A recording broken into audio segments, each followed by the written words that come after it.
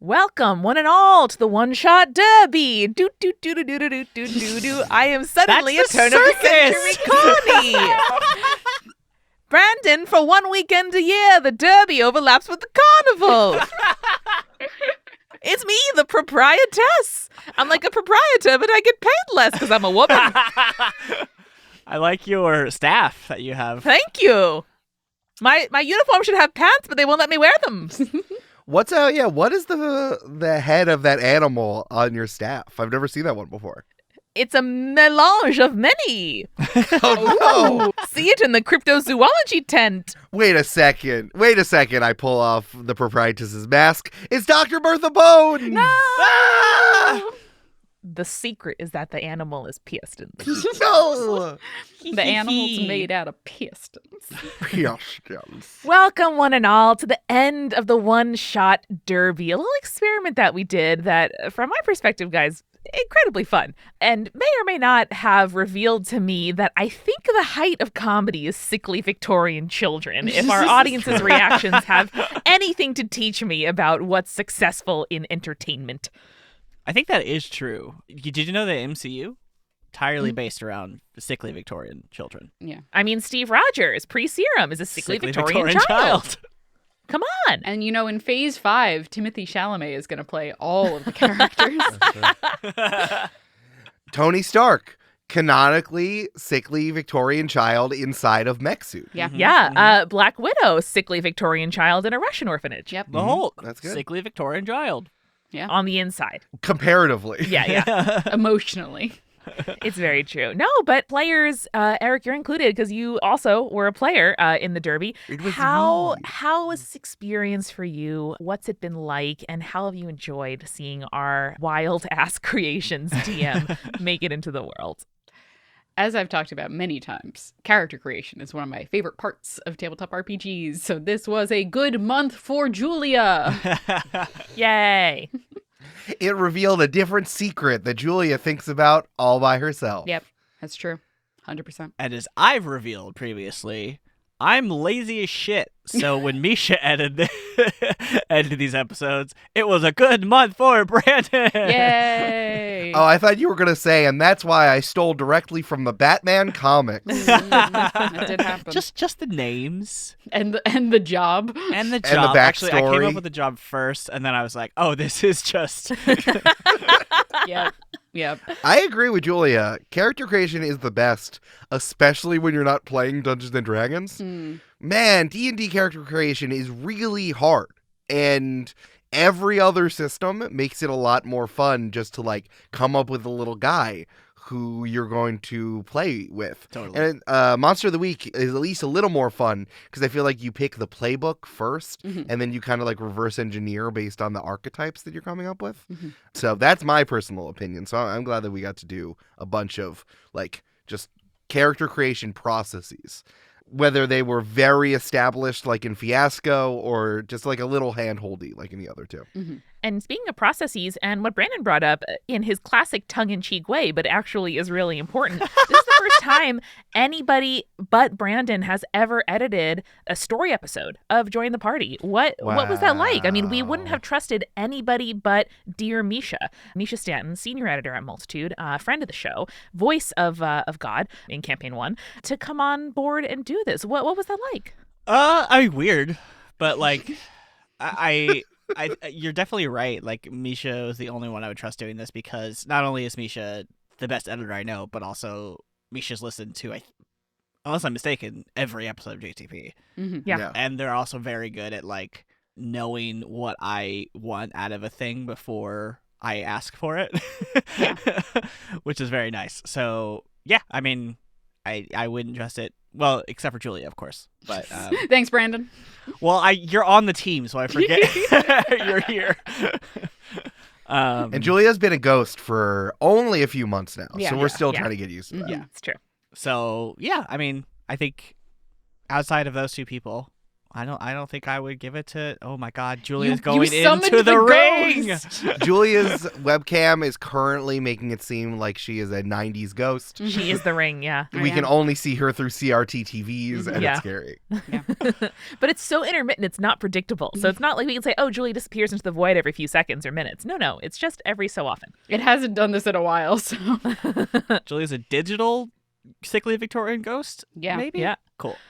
But yeah, I don't know. We got to That's- stop saying ghost. It keeps flickering. It does. It flickers basically only when we say have that to word. check. We have to check the cathodes. If we check the cathodes, then we can make sure that Julia's scary TV will work. Yeah. The Scottish play. That helped. That helped. Well, it stopped now, Amanda, so I think you fixed it. Yay!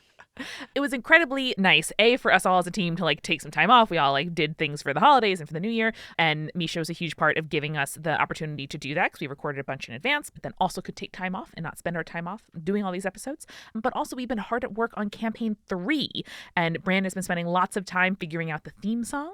We've been refreshing the art. We've been playing games and doing world building. So don't worry, we're going to give you real concrete details and even more teases on what's happening next week at the end of this after party. So stick around, people. Yeah, I find it ironic, Brandon, that you're like, yeah, I'm lazy, so it was nice to have Misha edit these episodes. Meanwhile, I know how much work you've been putting into the theme song.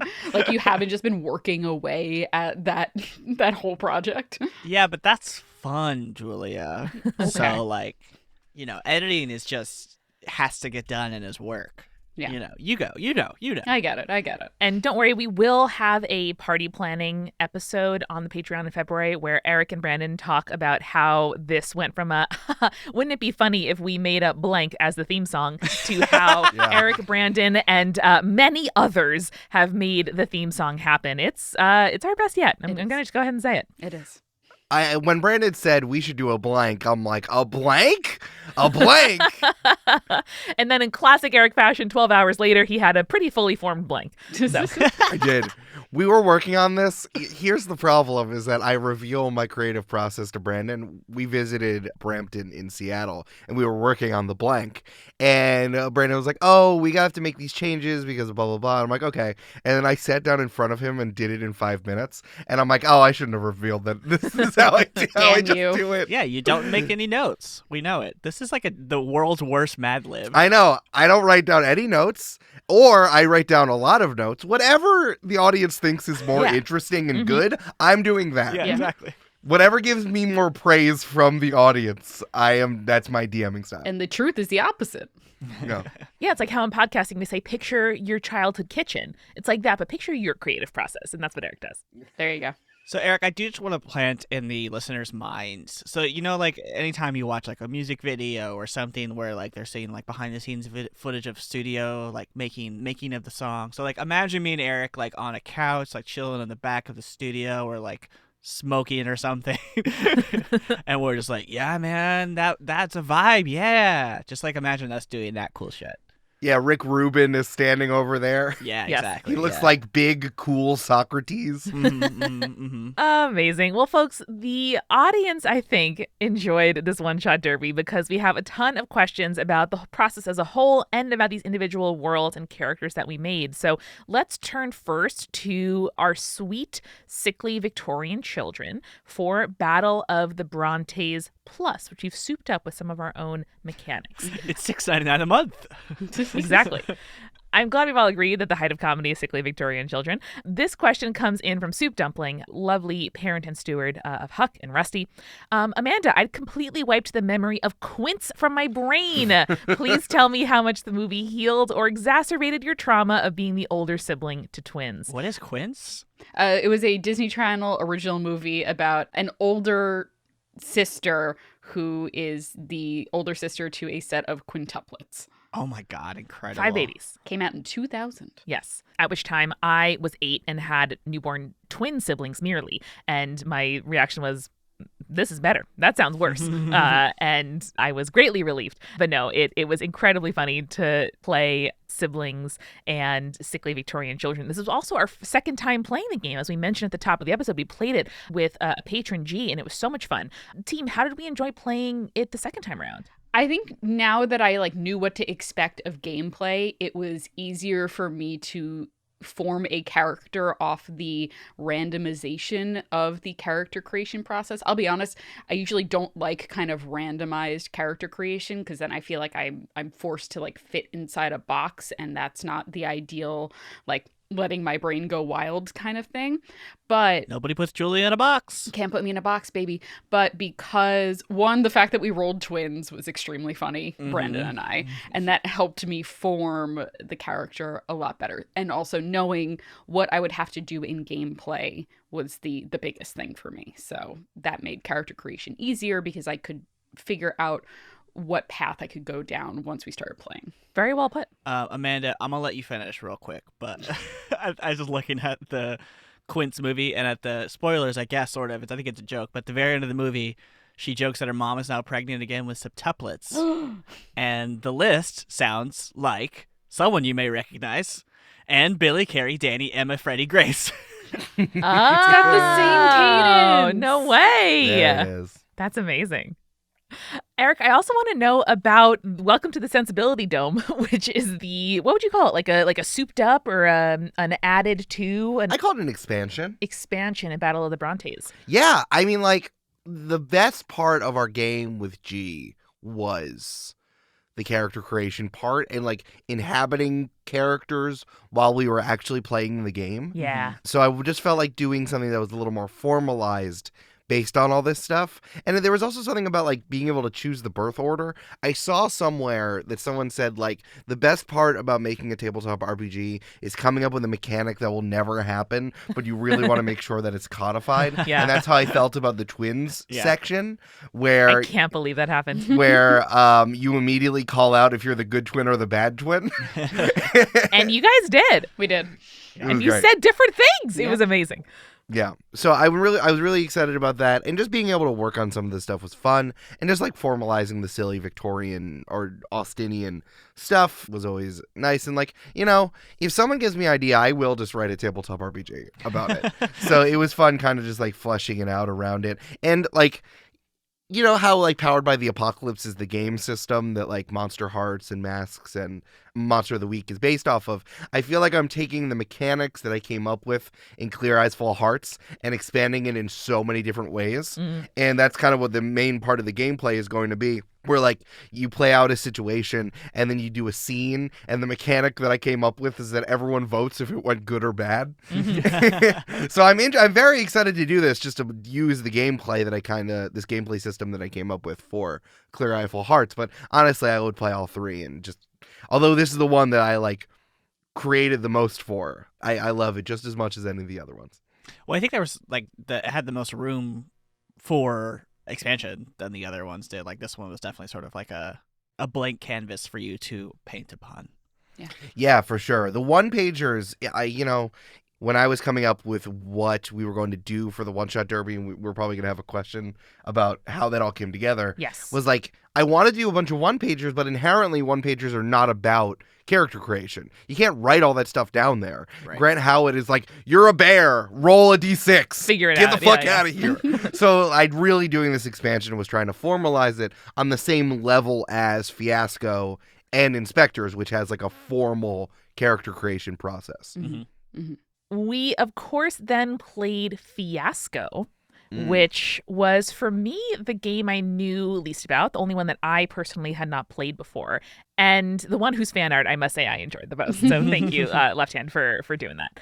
But once again, I'd love to say I will love you the most if you make fan art of things that I'm a part of. That's just the we truth. have favorites. We have favorites, and it's the people who make fan art. No, just kidding. We love you all intensely, equally. The fan art is the thing we text to our parents, like, hey, our jobs are real. Yeah, I can't send my family fanfic, but I also won't read it, but I will appreciate that it's there. I want to give a special shout out to Pale Blue Pod, Moya and Corinne's podcast about space, because they had a recommendation of the show in the New Yorker that came out like right before Christmas time, and I saw my dad and I'm like, oh yeah, one of our shows was in the New Yorker. And I was able to just send him that. Like, he was like, oh yeah, this came out tonight. And we had the Forbes article too, Eric. That's the only time my mom's been yeah. like, oh, you actually do work. Yeah. Oh, Brandon's mom, clowning around as usual. That's a joke for people who watch us on Twitch, twitch.tv/JTP SideQuests. Yeah, every Thursday. She's not allowed to judge. She's a clown. All right, folks, what was our experience of Fiasco? This was, I think, one of the more collaborative character creation exercises we've gone through, and for me, a pretty unique way to make characters. How did that feel? How did that go?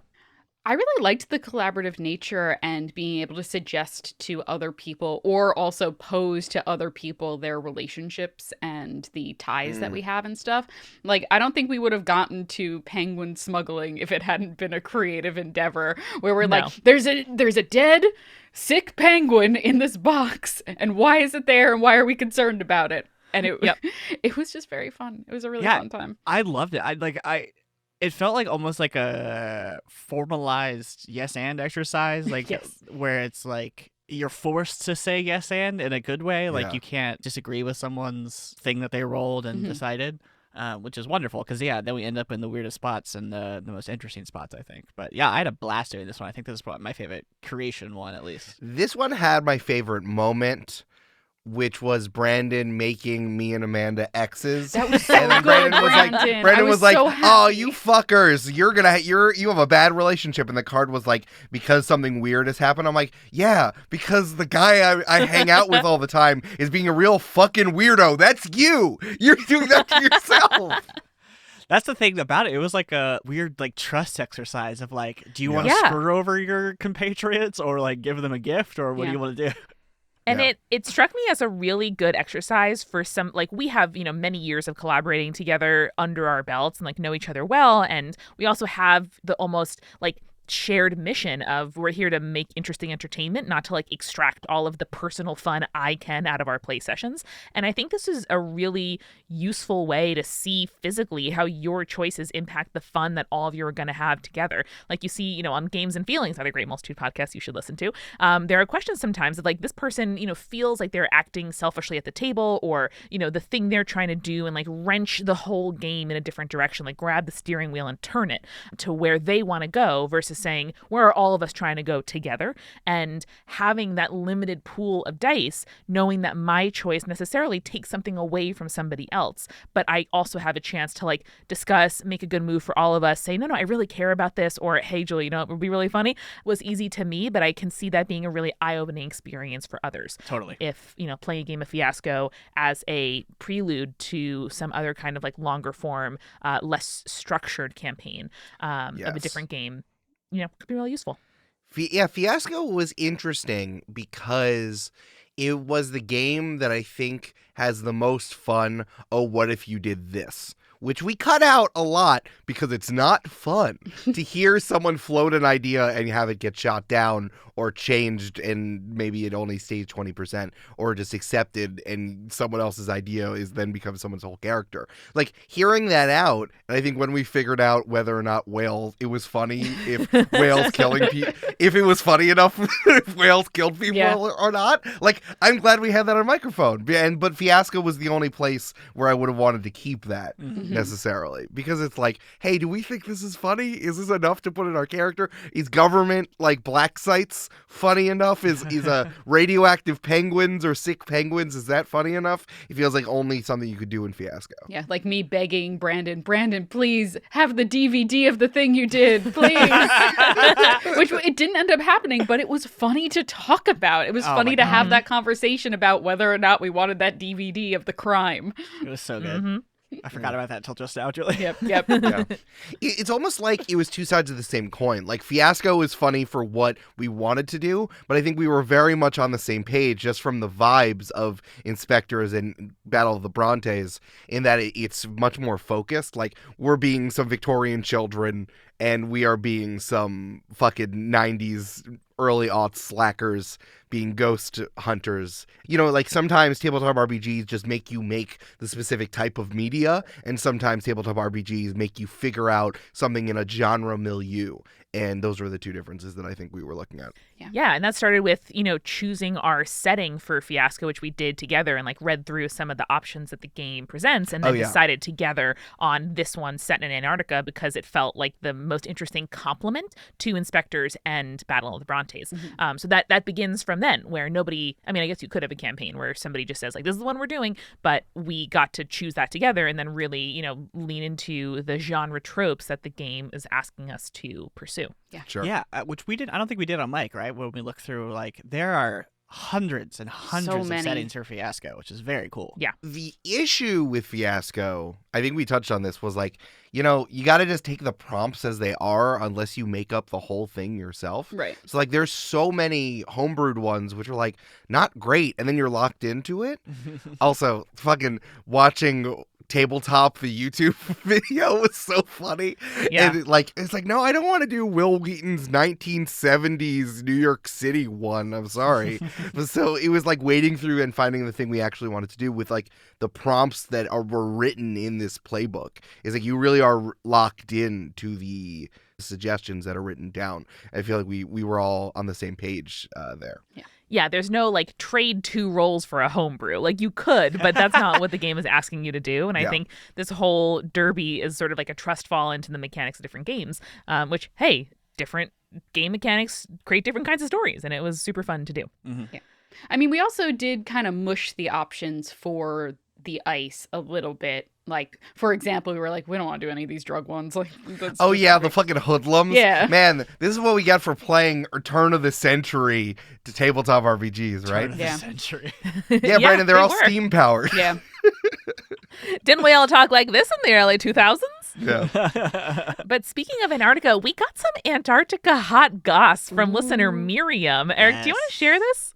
Yes, this was a wonderful set of messages that we got from Miriam, who knows quite a lot about Antarctica and McMurdo Station because they're in the Coast Guard. Their first unit out of training was an icebreaker that breaks a shipping channel into McMurdo every year and escorts the supply ships, which is wild. So we got some fun facts about McMurdo Station and Antarctica. There are 3 bars in McMurdo, a wine bar, a karaoke bar, and a bar with bar games. So we will be doing a scene in man, isn't there a fucking Coen Brothers movie with karaoke in Antarctica? Come on. Absolutely incredible. If I remember correctly, Miriam also said that's the only place they've sang karaoke, and I was imagine being hey, someone invites you to karaoke. You're hey, the only time I've ever done karaoke was in Antarctica. 2 truths and a lie. I was just gonna say that, Amanda. Yeah, I was doing the same thing, Amanda. 2 truths and a lie. I've never sung karaoke. I have sung karaoke, and I've sung karaoke in Antarctica. Yeah. Let's see. Most Antarctic tour groups don't actually make it to McMurdo, so I think that made sense because of all the military stuff that we were touching on, or the government science stuff. Miriam affirms that penguins stink, but they're also adorable. Yay. The 24-hour sunlight is very disorienting, and there is preserved seal meat and blubber from Shackleton's exploration, which was still in his hut. The first dude who went to Antarctica, some of his supplies is still there. That's Cool. wild. Yeah. And then, of course, we got some messages from folks about the eco-tourism of going to Antarctica. Don't do People should not go. Don't do it. Don't do it. Watch a documentary. It's fine. Visit it in your brain. Visit it on your television. Visit it here in Fiasco. Oh, I forgot to ask, but Miriam, we will need the selfie of you and the penguin on the ice, so please send that to Oh my us. God, thank Miriam, I will why reach did you out. send that? I forgot to follow up. I'm going to ask. We had a couple more comment questions from Discord. Tattooed and Tall says, I'm here for the super niche 684 corridor content. Can we expect more in Campaign 3? Yeah, we'll talk about what it's like to drive on the highway outside of New York City. I was going to say, I don't know what that is. Me neither. And Julia, I'm pretty sure this one was from this episode, but Hakuna asked, how'd you not think Googling butt dice would end badly? You know what? I wanted to find a set of dice where on the one on a D20 it had someone's little butt on it, right? I don't think I ever told you what I did find, and I'm not going to. I'm not going to put you through that. Spare us. But it Spare was us. a little scarring. Not gonna lie. I'm surprised that there isn't a D20 where the one is a cat from the back and you see the bubble. Oh no, that exists. Yeah, I no, know. that 100% Yeah. makes sense. Okay. Yeah. That's Sure. hilarious. Classic, of course. Well, folks, let us go ahead to the canteen and grab a quick refill before we talk about inspectors, the Derby as a whole, and what's next for Join the Party. Do you Let's want to do go. a quick karaoke while we're there, or just in the break, just do a quick song? Yeah. Yeah, Let me get a Brandon, you go penguin. first. You go first. Okay, Then I'll go. I promise. Okay, I cool. promise I will go after you, but only after you go. Who are you, me? And coming up to the stage, Eric Silver singing "Pocketful of Sunshine" by Natasha Bedingfield. Hold on, I called ahead of time, but I put my shit in. Hold on. Yeah.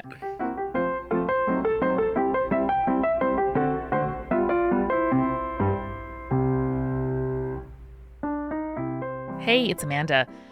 Normally, I say something a little bit unrelated to the content we're doing today, but I'm just really tickled by the idea of drinking a tequila soda or a whiskey ginger in a bar in Antarctica. And even though I'm never going to visit it for ecological responsibility reasons, I'm going to go ahead and hold that little image in my heart. So welcome to the mid-roll. Drinks are like $3 here. Thank you so much to our newest patrons, Henry, Marie, Adam, Alyssa, and Kiara. I am so looking forward to the stuff we have coming for Campaign 3, and we're going to tell you a little bit more at the end of this episode, but we have put so much work and time and dedication and trying things to make the campaign as good as possible. And the reason we have the time to do that is because of your support on Patreon. I cannot overstate the amount that your support on Patreon allows us to make this our jobs, both this being Join the Party and this being all of us having careers in audio. Doing Join the Party, having your support, seeing our work resonate with people was so instrumental to starting Multitude and starting our whole thing. And we are so grateful for it. So if you can find room in your budget to support this independent podcast endeavor, check us out, patreon.com/jointhepartypod. Now, for all of you who listen to the midroll and don't skip it, I have great news, which is that you are the first people to vote for the One-Shot Derby winner. You can click the link in the description now and go ahead and vote for your favorite, but also your second favorite and also your third favorite, because this is ranked choice voting, baby.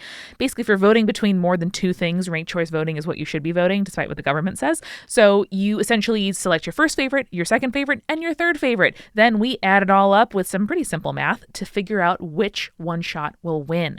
Everybody can vote, but only patrons can listen to the one shot that will end up playing. So click that link in the description, vote for the one shot that you want to see us play, and just wait. In a few minutes later in the episode, you're going to hear me say this to everybody else who did skip the midroll, and you'll be special, and you'll know in your heart that you and I had the special time together in the midroll where you already knew how to vote. It is always busy over here at Multitude, and this week, I just wanted to say, have you considered the $10 tier of the Multi-Crew before? This is, $10 a month for the Multi-Crew, which is the membership program that folks just like you join to support the work that Multitude does, let us do new things, try new stuff, pay our staff, pay, for the cool events and software that we use to put on those events, all the goodness that goes into making our community such a great one. And at the $10 a month tier, you get exclusive access to a bonus behind-the-scenes newsletter, our crew-only Instagram account, which is high quality, and first dibs on any and all updates coming down the Multitude pike. And I gotta tell you, we're making some enhancements to the Multi-Crew soon, adding in more stuff for you to enjoy, so it's a great time to join. I'm just saying. Plus, of course, you get access to Head, Heart, Gut, our friendly weekly debate show, special channels in the Discord, so much more. If you value the work we do, the space we take up in the podcasting industry, the work we do on behalf of creators, this is the most concrete and most helpful way you can support us if you can afford to. Join the Multi-Crew at multicrew.club. We are sponsored this week by our good friends at 20-Sided Store, who have a very exciting announcement, which is that they're expanding. They are moving their retail shop, which is, of course, my go-to local game store for dice, games, notebook, dice bags, accessories, mini painting kits, gifts for the friends who have kids in my life, etc. All of that, they are moving the retail space to 280 Grand Street in Williamsburg, Brooklyn, which is just one block away from their current original location. And they are turning their original space into a dedicated events space in February next month. They're going to be hosting live events like podcasts even more than they used to, which was where, in case you're curious, one of the very first Join the Party live shows was hosted in the back of 20-Sided Store. So we could not be more excited for them. And if you would like to visit 20-Sided Store, if you are in New York or visiting New York, multiple of you have made pilgrimages, by the way, when visiting New York to 20-Sided as a fixture in the Join the Party universe. They love it and we love it. So when you go, you can mention Join the Party for a discount off of your order. Or if you are ordering online, they can ship right to you, and they put stickers in there sometimes. Use the code CAMP. This is the last instance, by the way, of the code CAMP for 20% off your order online at 20sidedstore.com.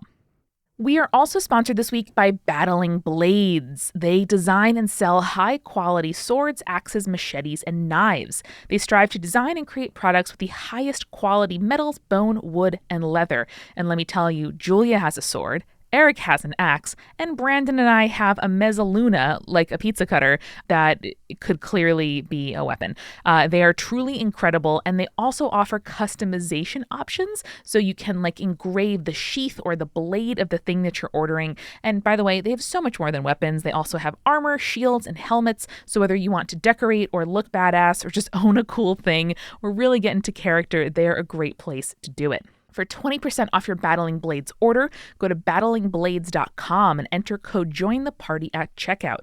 Once again, for 20% off your Battling Blades order, go to battlingblades.com and enter code JOINTHEPARTY at checkout. Finally, the show is sponsored by BetterHelp. When you are at your best, you can do great things, but sometimes life gets bogged down. It makes you feel like you're sinking into quicksand. God, I thought quicksand would be a bigger part of adult life than it actually is. But that is how it feels sometimes. And it means that when I'm overwhelmed, I can't show up in the way I want to for my friends and loved ones and work and creative projects. And I hate that. It makes me feel worse about myself, and it becomes a bad cycle. So I rely on therapy to help me in those times. When I see my therapist and I talk about the things that are bringing me shame or bringing me down or making me worried, I have someone else, an ally, to kind of help me deal with that and figure out how to move forward.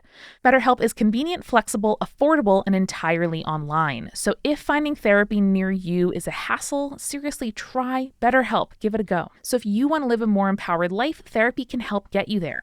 Visit betterhelp.com/jointheparty today to get 10% off your first month. That's BetterHelp, HELP.com/jointheparty.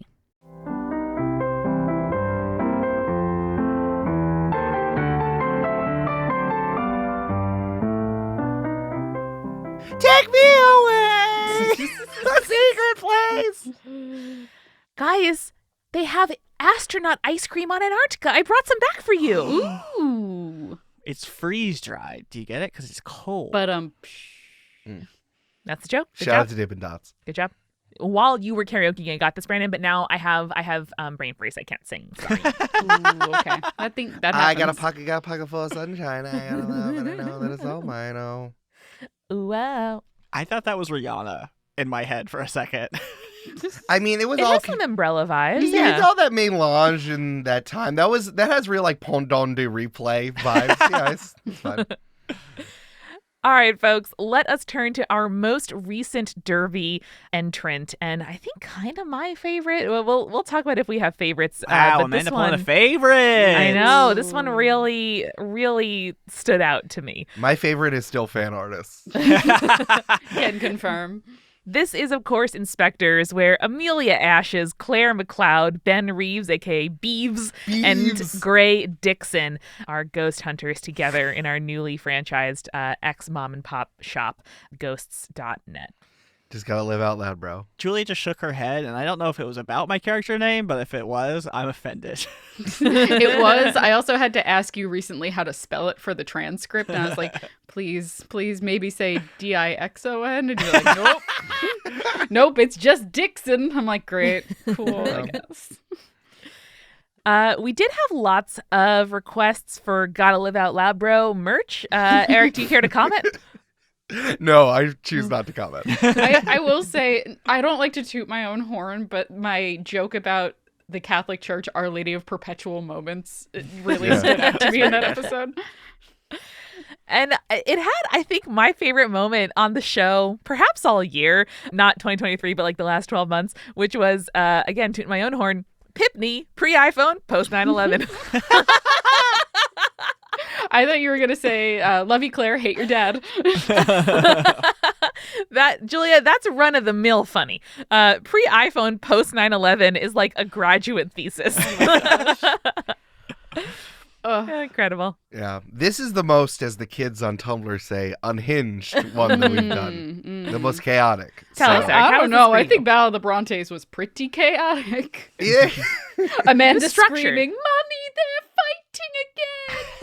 Wait, I just want to go back really quickly to Battle of the Brontes. The funniest thing that has happened on the show was Amanda saying to me, Angel saying to Mary, remember when I got an orange and for Christmas and you got the rinds of the orange for Christmas? Did you feel bad about that or not? I'm like, what the fuck? And you said, Yeah. no, I didn't. Good shit. But Inspectors, I really like Inspectors. I think it has the best premise out of all three of them. Just, I love the time that we're in. Inspectors is also a relatively old game, as we talked about. So, like, there's a lot that we can bring it up to speed in 2023. But there is that, like, reality show element to it, the Office element to it that I'm very excited to do, which even when we played Amanda, Eric, Julia, and Jake played. The one where it was just y'all four and you excluded me intentionally. You sent me like a postcard in the mail that said, hey, we're playing this game, but you're not invited, which I thought was kind of we rude. took a Polaroid and sent it to you. It's also like May 2020, so Brandon, there was a lot going on in our defense. Well, it specifically said, Brandon, fuck you, you're bad at Mario Kart, question Right, mark? exactly. Yeah. So I feel like we didn't even use that mechanic. So I'm interested in just like the premise and the time period of Pipney.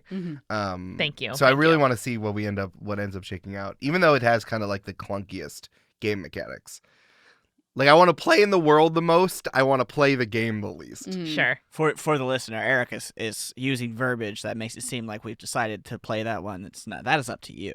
That is just. I know. I'm not using verbiage. I'm just talking about the game. I'm just talking. Okay. Again, my favorite Brandon are the fan artists and the fanfickers. I don't have a preference on the game. Should this one win, that's how we'll feel. But listen, this is a popular ranked choice vote, which we will get into in just a little bit. Actually, I think I felt that like I enjoyed it, but I felt like Inspectors had the maybe clunky is the right word creation process. Like, I don't know that I really like vibed with that process particularly. I like the other two much better in terms of mechanics. I loved what we created together because we are weird and unhinged. But yeah, as a game system, I think I like the other two a little bit better. Or more. Yeah. It was more fun at least. I think with Inspectors, it's much more open-ended as to like what the character you end up creating is. Because really the only thing we kind of decided on in character creation for Inspectors was stats. Like the number of dice that you have. And then everything else was just like from your brain. What's your character? What are they doing? That kind of thing. So it was very open-ended. Yeah, there's no class, quote unquote, in Inspectors. While at least you feel like your mechanics and your personality are enmeshed in a lot of the other games that we've played, including Battle of the Brontes and Fiasco. Very true. Very true. We did have some really fascinating questions about the world of Blyton, Ohio, though, which might Such be a good my fucking favorite. name. My favorite down from TJ. What's the name of Blyton's high school football team? May I suggest the Blyton Geists, or if it's a blight, possibly the Blyton Potatoes? And then adds, this will impact my final vote, FYI. I know. TJ, I laughed darkly as an Irish person. Maureen, by the way, who says, well, Blyton, Ohio is basically my hometown, so for localization, I suggest Blyton Tires or Blyton Steel Beams. I was thinking Blyton Scarecrows would be very funny. I'm sorry. That's I'm good. sorry, Julia. Real quick. Me and Eric were both, I guarantee we were both thinking that jet fuel can't melt Blyton steel beams. Yep.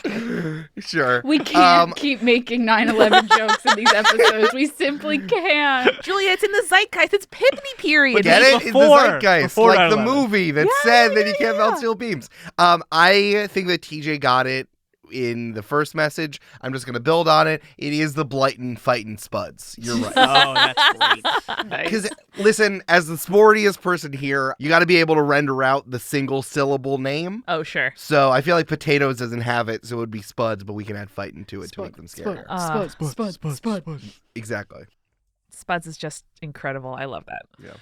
Now that we've discussed all 3 of our one-shot derby candidates, it's time for you to vote. So you can go ahead in the description of this episode description, go ahead and click the link to a Google form that will allow you to vote for your favorite one-shot, your second favorite one-shot, and your third favorite one-shot, as well as a spot for you to say nice things about the one-shot derby, should you wish. This is ranked choice voting, and it means that we get to choose with some very simple math the one that most people are most excited about, instead of being like, oh, this one only got X% of the vote, blah, blah, blah. Basically, if you're doing a vote between more than 2 things, ranked choice voting is the one that you should use. So again, hit the episode description, click the link to vote, and vote for your favorite, your second favorite, and your third favorite one-shot. Voting will be open for 1 week. That's until January 31st, 2023. Let's say midnight Eastern time at the end of the day on January 31st. And then we will be announcing which one won. Again, everybody can vote, but only patrons will be able to listen. So if you want to listen to whatever wins, you got to become a patron. Woo, yeah, go vote. Well, this is a great segue into the many general questions folks had about this process, about the worlds, about choosing.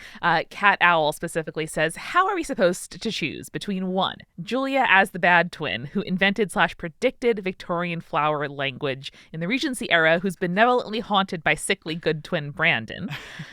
2, Amanda and Erica's ex-spouses trying to expert a bird flu epidemic with a dead penguin in a tri-walled cardboard box. Also very good. 3, literally everything about Amelia Ashes. I want all of these so much. I know, it's cruel and unusual what we're doing, Cat Owl, and we apologize.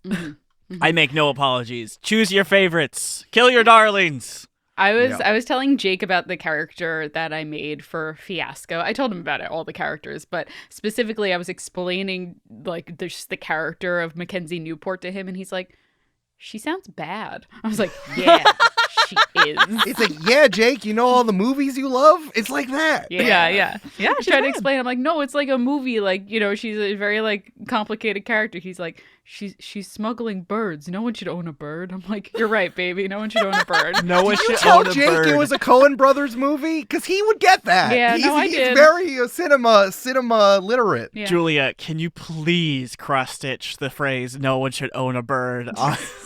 We'll see. Julia said that in an upcoming episode of Spirits, and I was like, Julia, you're so right. It makes sense this has been on your mind. Well, because he's been saying that for the past 10 years. No one should own a bird. Jake's like, No, it's not a it's just word. wrong. It's like against nature. They should be free. I'm like, you're right, Jake. You're right, baby. You're right. Oh, so good. Sneaky Sloths would like to know, out of all 3 characters you made, which was your favorite? And which plot was your favorite? I mean, I loved our twins. I can't not choose twins. But I think my favorite plot was probably Fiasco. I just think it's just so... There's so much juicy potential in it, Mm-hmm. I just want to explore it. Yeah. I really like the relationship and plot in Fiasco, specifically between Brandon and I, too, where it's like, we're bird smugglers, and that's our thing. What a wild relationship to have with your coworker. So that's definitely like up there in terms of my favorites. I can't pick a favorite, though. I don't know. It's hard. Please, Julia, if you could refer to me as your bird smuggling colleague, that would be great. Cool. No one should own a bird, though, Brandon. Fiasco, I don't want to give it to Fiasco because Fiasco inherently has the most plot already. Yeah. And it's going to break so bad for all 4 of us in Fiasco, which I am interested in figuring out. My favorite character that I made was Beeves. Of course, 100%. naturally. As the minute you said his name, I'm like, well, that's an Eric character for sure. Beeves. I'm really excited to play like a disaffected retail guy. Live life out loud is something I'm going to embody the whole time. So, but again, like the genre of the Victorian sisters writing novels was just so funny when we played it before. So I want to do it again on mic. Yeah. I think actually inspectors would be the most fun for me, of like figuring out what sort of banal hauntings, are happening in this hometown and how to balance that against like corporate's desires, which I find very funny. But playing Angel came so naturally to me Oh my and it God. was so funny to do. So as much as I love Amelia Ashes, I feel like Angel would be like Amelia Ashes' niece in another universe. And she'd be like, really judging Amelia. So I really like Angel. Amelia just lives in your heart at all times, in your actual Amanda heart. Yeah, when I enter a bagel shop, who orders is Amelia Ashes. That's who orders. I also just very quickly want to shout out J Factorial, who made a very funny meme of the line I said where it's like, so there's this ghost that sucks blood. And it's extremely funny. Can I have the corporate credit card now, please? Incredible. Library Chick wanted to know, did you prefer any of the Derby character creation systems to D&D or Monster of the Week? For me, I think I said a little bit about how I like how the Fiasco collaboration, like most of the time in D&D and Monster of the Week, you check with your GM, but then you show up to the table and like surprise your colleagues with your character. And that is how Inspectors felt. That's how, kind of Bronte's led us to the conclusion, but they all already fit together because of the system. And so in Fiasco, I feel like you got a chance to choose something you wouldn't normally have chosen. And I think that is really fun and gives a lot of inspiration to people like me who, when told come up with a character, I'm like, I've never had an idea and I'll never have one again. Like it's very, overwhelming. I think also the thing is about something like D&D or Monster of the Week is that, or at least this is how I do character creation for those kind of games, where it's like I pick the class that like has the thing that I want to be able to do when I play, and none of these games have that in any sense, where it's like, I'm not getting a special power because I'm not getting a special power in any of these games, like I'm not getting a certain skill set or anything like that. And I am choosing for Inspectors, I'm choosing like what I think this character would be good at and would not be good at, but that's the extent of it in terms of skills. So I think that's what is very different and makes it easier to do on the fly character creation than something like Monster of the Week or D&D. Couldn't you like speak to cows or something, or was that Eric? Amanda picked speak to cows. What was you had a power? What was it? I had Sherlockian deductive reasoning, obviously. Mm-hmm. I added that in just for fun. This you. whole Battle of the Brontes is so rules light. I'm like, yeah, give it a justification. You can re-roll. It's fine. Thanks, bro. I agree with Amanda. I think I like Fiasco because it sort of gave an opportunity to come up with a character that, you might normally not think of, and you can play against type or play just a personality of a person that you probably would not even conceive of previously, which was super fun. And I think like a lot of the other game systems like D&D and Monster of the Week, whether or not you think about it, they definitely have stereotypes and like slots that you're playing into, even if you have to like consciously decide to not do that and try to work against it, as opposed to just like having an open playing field. So like if you play D&D, you're gonna be playing some type of fantasy character even if you don't mean to. If you're playing Monster of the Week, you're gonna be playing some kind of kid on bike kind of thing, even if you don't mean to. So like that was the difference for Fiasco, I feel. And Fiasco, the thing that we're playing are broken people who have wants and needs and are going to be screwed over by the world, Yeah. Right. It's a much different experience to play that instead of like, you're going to play the trope of the monk. Right, exactly. Eric, how was creating characters for you in these rules, and also versus Monster of the Week or D&D, how you think about making NPCs to fit into that world? I am so much less precious about NPCs because I will just make them constantly. I am like so precious about my little PCs, and I feel like I always make them too regular. Like Mary is by far the most boring out of the four sisters, and I feel like I came up with someone who is a little more straightforward for Fiasco. So I'm like, fuck it, I'm playing Beeves. So it's hard. It's definitely hard for me to play someone who like I'm going to embody for the entire game. I don't agree that Mary is boring, first of all. But it is interesting that knowing your wildly creative brain, you come up with like just like dudes. You know, a lot of the time. You're often the straight man in the room in the comedy sense. Yeah. Yeah, for sure. I mean, I did this on Foxtrot Squad too. Yeah. How I played the like quote unquote straight man, but the only difference was like I was fucking a computer, which was Right. funny and didn't You give were me the high tenderly ground at in all. love with a computer. Which didn't give me the high ground, which was funny. But I definitely was like, all right, well, what are we doing next? Let's go to the next plot point, please. I was going to say, I could see the through line between Chef and Beeves, for sure. Yes. Yeah, for sure. Which, to be clear, I love all your characters. I wouldn't change them. I'm not critiquing them, but it's just funny to me to see you like not play like an anthropomorphic like tree or something, you know?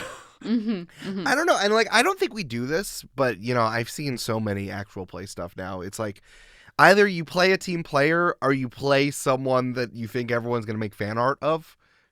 It feels like how you do is like I'm gonna play I'm gonna play to the genre in the game, or I'm gonna do something crazy. And I think it works, and when you can do both at the same time. For example, Rick Diggins, Man of Mystery, the Lego Man from that one toy thing that they did on Dimension 20. Incredible. Justin McElroy crushed it by doing both at the same time. But I feel like you do one or the other, and I cannot, when I'm being a player, I just don't want to do that. I want to do the thing that makes the most sense for the world, which is like Beeves or Mary. Totally.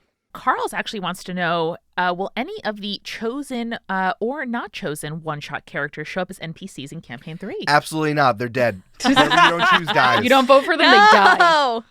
Listen, this is a creative exercise for all of us. You really need a vote. If you want something to be seen, you got to vote. Kill your darlings. I'm with Brandon. I will say all of the Bronte children will die because that's kind of the point of the Oh, yeah. game, All of them are going to but- die in game Yeah. for sure. Should we play that? Yeah. And also in the character creation process, Jaya wanted to know, as somebody who hasn't played any of these RPGs, how much of the character creation that we heard was in the game versus how much did we kind of either plan out ahead of time or change on the fly? For example, Eric, you did describe in the Brontes game, you know, what you added versus what was on the page. How did that stack up for Inspectors and Fiasco? Great question. Battle of the Brontes was the added stuff that I did, but everything else was baked in for Fiasco and Inspectors, which is why we played it, and then I had to get Battle of the Brontes up there to kind of match, soup up yeah. a one-pager. But very good question, because y'all should play these games. Yeah. And the question surgeon, Michelle Spurgeon, Dr. Spurgeon, I'm sorry I neglected to say your full title in the last after party. You've not been demoted. Your license has not been stripped. I was merely too familiar, and I shouldn't be as a lowly orderly. So Dr. Spurgeon wants to know, which of the characters we made is most like you? The character most like me is Mary.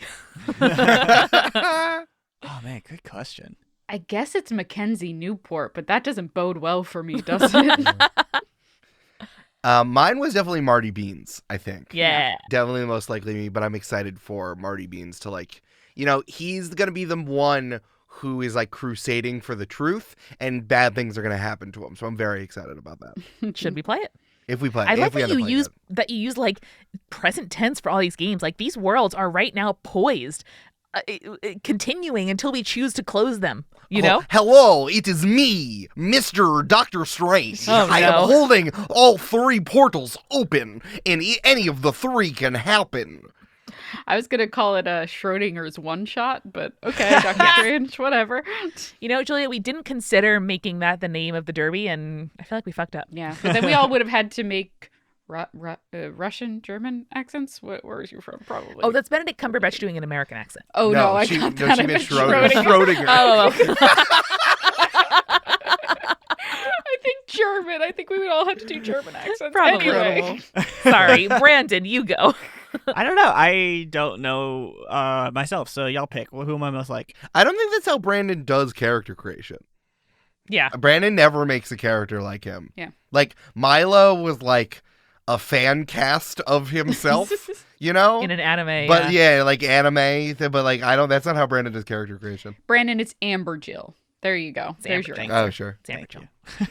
Because you're famously very sickly and cough into the microphone all the time. Another funny thing, how everyone has A names and then Mary. I forgot about that until I saw the fan art, and I'm like, that's really funny It that is. we did that. Yeah, the one name for the Virgin Mary, then we move on, you know. Amazing. And finally, before we transition into some Campaign 3 chat, this comes from Aiden. What was the process behind deciding to do the Derby? Why those 3 games in particular? And then I'll add on a question that a few people asked, which is, what were the other games we considered? So we talked a little bit from a workflow perspective. We were getting our ducks in a row for Campaign 3, want to take a little bit of time off. We love character creation. It was so much fun to do. And we wanted to try different systems after the fun and lovely experience of playing a whole mini campaign in a new system. Do you just want me to say it was my idea and I came up with it? Sure. Well, I was going to say, Eric just showed up one day, metaphorically in the Slack or wherever we were doing, and said, Brain Blast! Brain blast. I was listening to Friends of the Table, and they get so deep in the weeds of some of these games, and they record for 10 hours and divide it into 3 episodes, and only the first episode is character creation. I'm like, Jesus Christ. But I'm like, oh, it would be so much fun to do tabletop RPGs after we did Dungeons and Dragons with Campaign 2. We were going to do Monster of the Week, but it was smaller, but I did want to spend some more time not doing D&D. So it would have been fun, and I know how much Julia and all of us love character creation. So I thought we could do something like this and then play it out and have y'all. Everyone's voting. Every single person is going to vote. Every single listener is going to vote. And I'm very excited about all this. It was just a fun thing that we came up with in terms of choosing the ones. I had just alluded to it, but it was having a structured character creation segment was something that I really tried to lean on, which is why we wanted to do Fiasco specifically. Inspectors, we remember that it had a formal character creation thing, and then I kind of souped up a one-shot because I wanted the game mechanics of a one-shot to be on the table at least as well. Mm-hmm. And we ended up choosing that at a few things that I listed out. I found the Slack message that I sent. So I divided into 3 sections, which we ended up touching on a little bit. One was one-pagers, so Battle of the Brontes. We could have done other one-pagers, but I would have had to soup it up in terms of character creation like I did. It would have been so funny to have to create 4 bears. I know. Make those bears. They would have been funny. I feel like if we ended up doing Honey Heist, we could have done flashbacks, getting the crew together as a character creation episode. That would have been funny. I feel like I would have had to put some stuff together. We might have done some Powered by the Apocalypse games. I suggested Monster Hearts 2, which is about playing teenage monsters. I don't know if we're ever going to play that on mic, because a lot of it is about being horny, if I remember correctly from the last time we played. And I don't know how I feel about saying that on a microphone. I don't love playing horniness on microphone, so... Yeah. Why the fuck not, guys? Not our specialty. The moves are turn on, and I'm like, I respect you, Avery Alder. Do that. I don't know if we could do that on our mic. I'm with you. We could have played Masks if you wanted to do a teen superhero drama. That would have been fun. Something like Arrowverse. If we want to do Arrowverse in Lake Town City. It was a little too close to this, but if we do this again, maybe we'll end up touching on that one. Yeah. And there is a very complicated Powered by the Apocalypse game called Action Movie World, where you are doing an action movie and controlling for your character and the actor at the same time, and then the GM is actually the director, so there's a lot of push and pull of movie stuff happening. It's very complicated. That's though. Cool. Okay. It still sounds cool. That's fun. But perhaps not great for this setting. Yeah. And then we could have played some other games. There was one called Lunch Rush from Doyakot, which was the Jewish tabletop RPG anthology that I had. That one is a game about running a Jewish deli. Again, it kind of has a pretty light character creation. Maybe we could have souped up some of that for a full episode. That would have been fun. And of course, Clear Eyes Full Hearts, the game that Misha and I created. We could have done that too, but we ended up using that for Battle of the Brontes. It was such a hard vote for me with the deli game in there, because that sounded so much fun. Yeah. Yeah. But if we do another Derby in the future, we have lots of excellent options available. Oh, yeah. Imagine we just play one of the games we don't choose again. It's we've never played this before. I don't know what you're talking about. No, I've never played it. Yeah, we wouldn't gaslight our audience into thinking that a thing we said will never change in the past is definitely changing and will probably impact your ability to make a living here in the vibrant third-party marketplace around a game that has become a cultural phenomenon because of those very people who have dedicated their lives and creations into making this a thing many people care about. But then suddenly a major game company buys a smaller publisher, which itself was bought out because of copyright disputes with its co-founder and a legal battle with Lord of the Rings that they don't like to talk about, and then says, what are you talking about? No, we've always owned the idea of elves, and furthermore, now own your property. Amanda, breathe. Amanda, breathe. I think you blacked out, Amanda. That was a pretty good segue. It was pretty good. Thanks. Eric, what the hell's been going on with Wizards of the Coast recently? Yeah, okay. So let's talk about Campaign 3 a little bit. We had said before we were going to play Dungeons & Dragons, but on our terms. Back in Campaign 2, I ended up reworking the whole thing, because even back then, Wizards of the Coast, I found, was not a good steward of the game. The one that we all fell in love with when we started playing, back when 5th edition started popping off, and we're like, oh, wow, this is cool. And then, oh, this company's fucking this shit up. So since that time, you might have seen on the internet that Wizards of the Coast, I can get into it. Amanda and I are going to get into the nitty gritty on Patreon, on party planning, where we're going to break down everything. We also touched on this a little bit on Games and Feelings. That was right at the last episode of 2022, right before all this happened, that like Hasbro, the company that owns Wizards of the Coast, is incredibly profit determined, like corporations are, and are making choices to give themselves the most amount of money, regardless of what they're destroying. We saw this coming in December. It is now happening with the open gaming license here.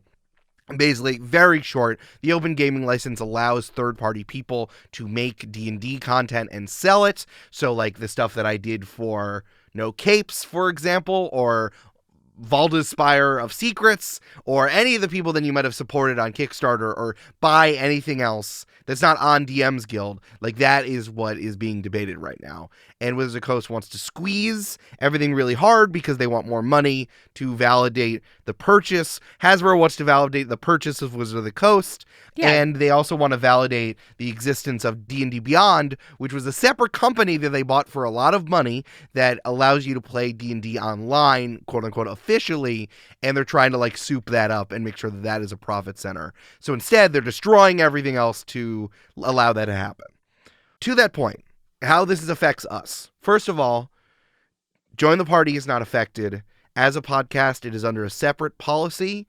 It's still under the corporation and stewardship of a large corporation. Which is always dicey in the world, but, yeah. You know, you don't have to worry about us being in immediate danger. If it comes to it, we can be a podcast about imagining things with nobody's proprietary rule set or a different game. There's lots of options, so we're not going anywhere, but we do find it important to talk about the ethics and rules about this industry and what we're choosing to do in using this game to power future stories that we tell.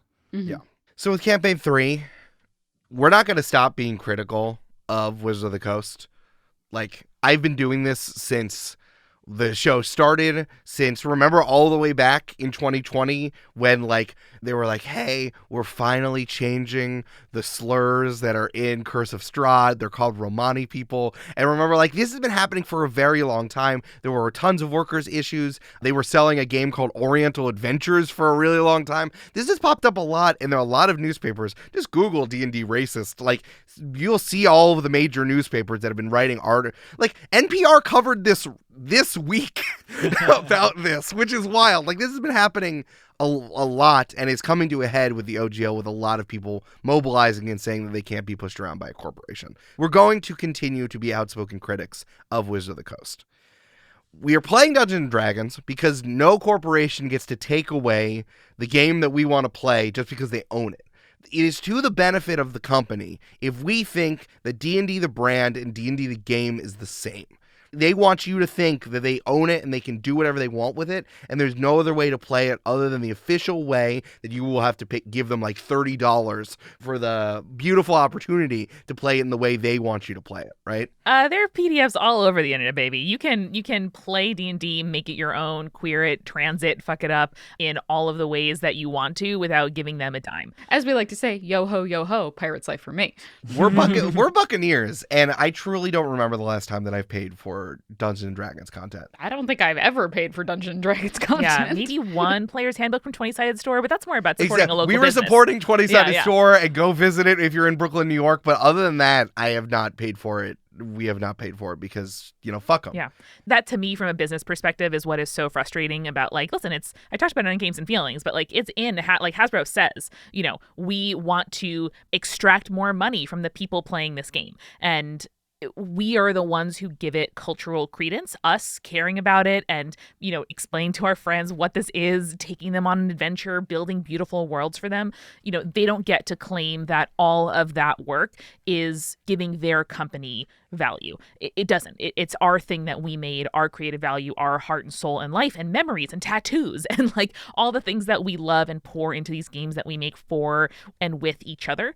And that's why it's important to me that we don't like cede our ground here and that we can keep saying like, no, this is a thing I use to make my world and I'm going to keep using this tool and not paying you. Yeah. There's a lot of people who are saying just like, learn other games, play other games. Totally agree. I don't know if you noticed, we just did Monster of the Week and the One Shot Derby introduced 3 other games. So we agree and we want people to play different games because different games give different storytelling experiences. The epic long-form campaign that we want to do with Camp-Paign 3 is best with Dungeons & Dragons because it allows for long storytelling, epic, capital E, epic storytelling, and ones with violence. Action sequences and stuff like that, which we love to do just as much as we love doing intrigue and palace drama and all that stuff. Mm-hmm. So to that end, we are collaborating with a third-party creator partner for Camp-Paign 3, and we were planning on doing this for months before this. It's been in the works, baby. Good 6 or 8 months. It's a long way back. And I've made structural changes to 5th edition to bring D&D into the 21st century that I'm really happy about. Like, we're using the mechanics of Dungeons & Dragons that was published in 2017. That underlies our game. But the classes, the moves, the creativity is about us and the independent creators that we are working with to make this happen. Hell yeah, dog. Yeah. Let's fuck some shit up. Absolutely. I love that Eric's like, we love violence. Yeah. I mean, listen. Action, conflict. If you don't want to play a violent game, there are so many other games to not play a violent game. In Wanderhome, if you kill someone, you need to immediately retire the character. Immediately. Yeah. And the only person who's allowed to do that is a veteran of a war. Like, different games have different feelings about violence. Yeah. No, totally. But we have put so much work and love and investment and new partnerships with new collaborators into Camp-Paign 3 that we are so, so excited about. So I thought a fun way to kind of give a final tease to last folks for the next 6 days until the new episode comes out would be a piece of media that's inspiring you or your character for Camp-Paign 3. I'm very inspired for this campaign by A Psalm for the Wild Built by Becky Chambers. Ooh, good choice. Good choice. That's one of the sad ones. They're all sad in a way. They get progressively sadder after the first one. True. I'm just going to say James and the Giant Peach. All right. That's true. Good choice. That's good true. choice. Good choice. Eric, how about you? I'm going to say Cult of the Lamb. There's some mechanics in there that I'm very interested in, and we're going to incorporate into this campaign. And for me, a lot of character inspo from Our Flag Means Death. What could that mean? Oh, guys, we're so stoked. So we'll see you next week with the beginning of Camp-Paign 3. We have 3 juicy world and character building episodes for you, an after party all about this world building, and then we're getting on into the first story episode of the campaign. Hell yeah. Hell yeah, dog. All it's right. pretty wild. I can't believe it. I can't believe it. We're starting a big fucking campaign again. Every campaign is my favorite art, my favorite music, and my favorite characters. But oh boy, I think you guys are going to enjoy it. So we can't wait to see you. Come on over to the Discord and get hype with us. We will be there. And until next time, Bye, guys. Later. I forget what I say. you say bye. Just goodbye. Bye. Every time. I forgot what I say. Bye. May your rolls trend ever upward.